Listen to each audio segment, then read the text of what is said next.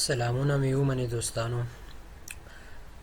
نن درته بیا هم یو ښکلی زبردست طریقه ښیم چې څنګه کولی شو د ایکسل شیټ که چېرته موږ لاک کړی وي د ایکسل شیټ هغه بیرته څنګه انلاک کولی شو. بیسټ فور یو چینل ته ښه راغلاست دوستانو. امید لرم چې دغه ویډیو به ستاسو خوښه شي. زما چینل د سره سبسکرایب کړئ. که چېرته موږ یو ایکسل شیټ ته پاسورډ ورکړی وي او هغه پاسورډ له موږ نه هیر شوی وي او دا ډیټا مهمه ده، نو څنګه کولی شو چې بیرته یې انلاک کړو. نو ورځو په دې باندې عملي کار کوو. زه به یو ایکسل شیټ راوالم. دا ما سره اوریجنل ایکسل شیټ دی، غواړم چې دا کاپي کړم چې اوریجنل خراب نشي. او دلته یو نوی فولډر ورته جوړوم.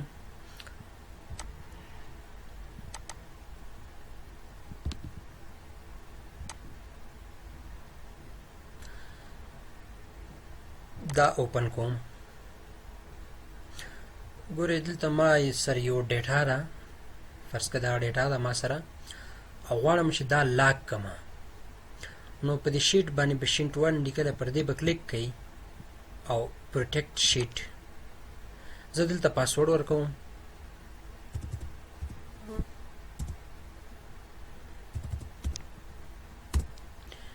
ګورئ دا ما لاک کړ. زه دلته کلیک کوم. کله چې کلیک کوم پر دې باندې تاسو ته به ښکاري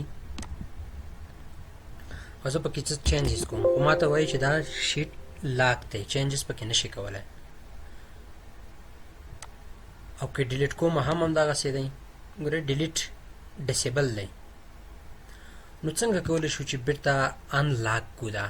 زه پکې یو څه چینجز کول غواړم او دا لاک دی. نو دا طریقه درته ښیم. امید لرم چې ستاسو به خوښ شي. خو دغه ویډیو د یوازې د زده کړې لپاره ده، د بل چا ډیټا ته ضرر رسول لپاره دغه ویډیو نه ده، یوازې ایجوکیشنل پرپوز لپاره ده. امید لرم دغه ویډیو به ستاسو خوښه شي. زه دا کلوز کوم، سیو کوم. هماغه شیټ ته یې دوستانو ګورئ نیو فولډر کې و کاپي کړی مو. د دې دپاره یو ښکلی او زبردست سیټینګ دی، دا باید هم تاسو وکئ. دلته که تاسو راشئ ویو، او په ویو کې فولډر آپشن، په ویو کې به دغه hide extension for unknown files type دې نه به ټیکمار، دا ټیکمار به دې نه لرې کوئ. که چېرته لرې نه کوئ ستاسو فایل به رینیم کېږي بیا نه. دغه فایل رینیم کوو، په رایټ کلیک به ورباندې وکئ او رینیم. د کیبورډ له لارې F2 سره هم کولی شو، خو دلته ستاسو سره په دې طریقې باندې ښیم. دغه فایل نوم دی، مثال هر یو فایل هر یو نوم چې تاسو ورکوئ، فرض که زه مثال مای فایل، او دا د ایکسل شیټ یعنی په ایکسل کې دی، XLSX ایکسټینګش دی د ایکسل.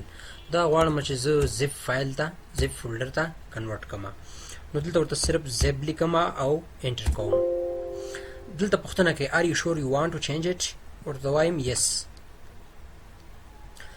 له دې څخه وروسته بیرته به په ارامدې کلیک کوئ دوباره، او رایټ کلیک به کوئ او ایکسټریکټ فایل پر دې به کلیک کوئ، او له هغې څخه وروسته به اوکې پریس کوئ. دلته یو بل فولډر اضافه شو، دغه فولډر به اوپن کوئ. کله چې اوپن کوئ دلته موږ ته 4 نور اپشنونه یا فولډرونه راکړي دي. تاسو به دغه ایکسل چې کوم دی دغه فولډر اوپن کوئ. بیا به ورک شیټس، ورک شیټ کې به دلته ګورئ شیټ 1. که تاسو دویم شیټ اخیستی، دریم شیټ اخیستی، نو هغه به هم تاسو سره دلته راسي. موږ خو یو شیټ اخیستی دی شیټ 1. نو په دې به رایټ کلیک وکئ او دا به اوپن کئ په ورډ پیډ کې. کله مو چې دا اوپن که نو دلته خو ډیر زیات کوډونه راغلي دي. دلته یو کوډ مونږ پیدا کوو چې ډیر په اسانۍ تاسو کولی شئ. نو تاسو به د کیبورډ څخه کنټرول F یعنی فایند پیدا کول دا پریس کوي او دلته به ولیکئ پروټیکشن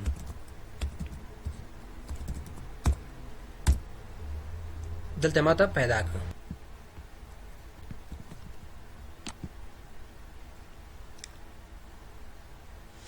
د پروټیکشن شیټ نه به انتخاب کړئ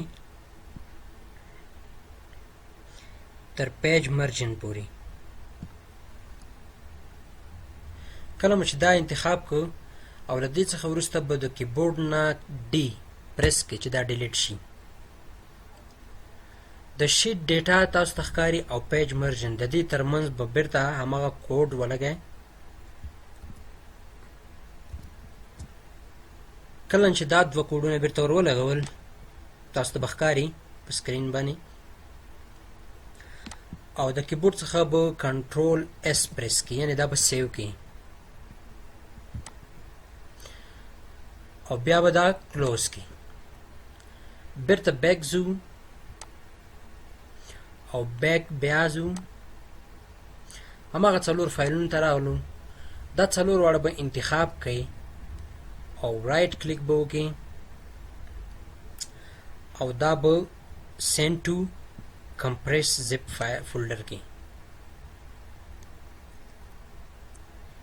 نوم ورکوم مثلا هماغه خپل نوم ورکوم یا بل هر یو نوم چې تاسو ورکوئ نوم مې ورکوم او مخکې موږ دا زپ فولډر ته اړول اوس بیا ورته غواړو چې دا ایکسل شیټ ته بیرته واړو ایکسل ته واړو نو د ایکسل ایکسټینګس چې کوم دی XLSX او له دې څخه وروسته به دا انټر کوئ کله چې انټر کوئ نو دلته تاسو نه پوښتنه کوي چې are you sure you want to change it او yes کلیک کوو ګورئ موږ ته بیرته هماغه ایکسل فایل شروع کړو هماغه ایکسل فایل واخیست نو کله چې دا اوپن کوم زما هغه لاک شیټ چې کوم دی هغه ایکسل شیټ چې ما کوم لاک کړی و هغه به ماته اتومیټیک بیرته آن شي او لاک به ترې لرې شي زه کولی شم چې په هغې کې چینجز کوم ګوره عملي ګورو دلته ګورئ استاد ما دلته کلیک وکړو زه چینجز کوم ګورئ په اسانۍ کولی شم چې چینجز پاسورډ چې ما ورکړی و هغه له منځه لاړل نو په دې طریقه کولی شو که چېرته یو ایکسل شیټ موږ لاک کړی وي او له موږ څخه پاسورډ هیر شوی وي او یا دغه ډیټا زموږ دپاره ډېره مهمه وي نو د دې طریقه کولی شي چې په اسانۍ پاسورډ یې له منځه یوسئ او دا انلاک کړئ امید لرم دغه ویډیو به ستاسو خوښه شوې دوستانو که چېرته خوښه شوي زما چینل ته ورشئ زما چینل سبسکرایب کړئ بیسټ فور یو او نورې په زړه پورې په پښتو انګلیسي ژبه ښکلې او زبردستې ویډیوګانې وګورئ